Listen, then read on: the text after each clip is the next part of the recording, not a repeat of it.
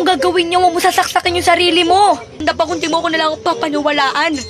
Sasaksakin ko lang to sarili ko. Ah. Jasmine! Jasmine!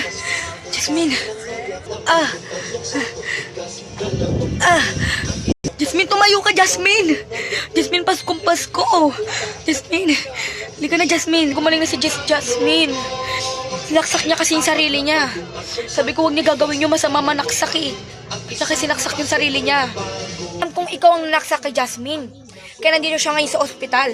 At kailangan malaman ng nanay at tatay niya para ikaw naman mapapahiya ngayon. James Blanco, ano bang pinagsasabi mo, ha? Gagawa ka na naman ba ng evento parang ginawa mo sa pagkakaibigan namin dalawa, ha? Pwede ba tama na? Ang kapal ng pagmumukha mo. Hindi mo na siya makakagawa, please. Malaman yung kabahuan mo para yung tating naman yung magagalit sa'yo. At hindi na si Jasmine. Dahil si Jasmine lagi mo sinasaktan. Yung buhay pa siya, di ba? Blanco, wag gagawa ng kwento na naman, James Blanco. Mali yung ginagawa mo, magagalit na naman sa akin yung nanay at tatay ni Jasmine. Hindi ko talaga siya sinaksak niya yung sarili niya, pinipigilan ko nga siya. Kailangan niya malaman ng katotohanan at hindi mo na maitatago yun. James Blanco! James Blanco, huwag mo sabihin, James Blanco! Anong gagawin ko? Buti nakauwi na ako sa bahay. Nagsumbong na naman si James Blanco sa nanay ni ano. Kasi sabihin ko, di naman yung totoo. Sinungaling talaga tong James Blanco to.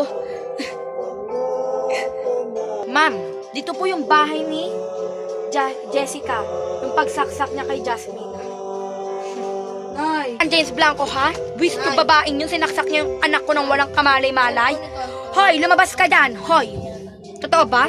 Sinaksak mo yung anak ko? Blanco, wag ka na magsisinungaling. Wag ka na magsisinungaling.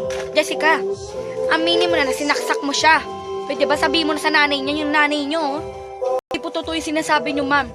Dahil gumagawa na naman po ng story si Jasmine. Si James Blanco, please. Sabi mo na yung katotohanan, hindi ko talaga siya sinaksak. Muna, wag ka na magsinungaling. Dahil saluhin sa'yo na ospital tuloy si Jasmine kung di mo siya sinaksak. Ba ang kulit mo, James Blanco, hindi ko nga siya sinaksak. Ma'am, please, maniwala po kayo sa akin, nagsasabi po ako ng totoo. Ang kapal naman ng pagmumukha mo, nasaktan mo tong anak ko, ha? Dahil tuloy sa'yo na sa ospital. Ma'am, maniwala po kayo sa akin, nagsasabi po ako ng totoo, James Blanco. Aminin mo na yung totoo, hindi ko siya talaga siya sinaksak. Maniwala po kayo sa akin. Muna, wag ka na magsinungaling. Ayan po, ma'am, kausapin niyo po yung babaeng yan. Papas ko na.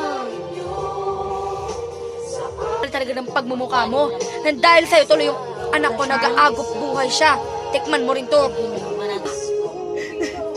Ma'am, maniwala naman po kayo sa akin, nagsasabi po ako ng totoo. Hi po guys, ako po pala guys si Jessica. Nakakalungkot nga po guys, pinagtulungan naman po ako kundi si Jasmine. Yung nanay niya naman po, nakakainis po talaga si James Blanco. Pinagtulungan niya po ako guys. Hindi lang po yan guys, marami pa po tong episode. At i-share at i-like nyo lang po guys kung sino mas gusto nyo mga karakter dito. Si James Blanco, si Jasmine, o si Jessica. I-share nyo na po dyan at i-like. At abangan nyo po yung episode 11 ng Bihag. Hindi ko naman talaga siya sinaksak. Maniwala naman po kayo sa akin. Nagsasabi po ako ng totoo. Lord, ba't gano'n? Blanco, sinungaling ka talaga.